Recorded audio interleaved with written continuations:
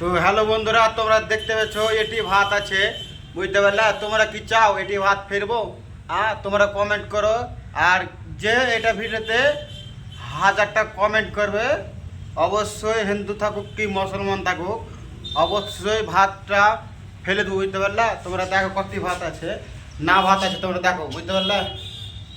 দেখো কতটি ভাত আছে তোমরা দেখতে পারলে।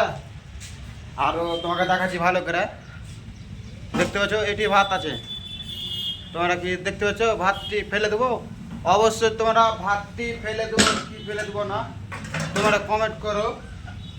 আর কয় জাতে ভাত আছে না আছে তোমাকে দেখাচ্ছি, বুঝতে পারলে?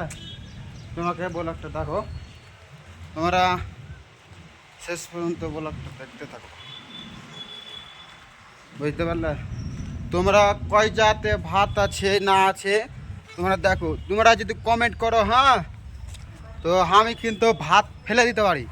মানে গরু টরু আছে, এখন আমরা খেতেও পারি না, ফেলতেও পারি না, বুঝতে পারলা? তো তোমরা দেখো, তো দেখতে পাচ্ছ এঠেও ভাত আছে, তাও ওই ভাত তোমরা দেখতে পাচ্ছ, তোমাকে ভালো করে দেখাচ্ছি,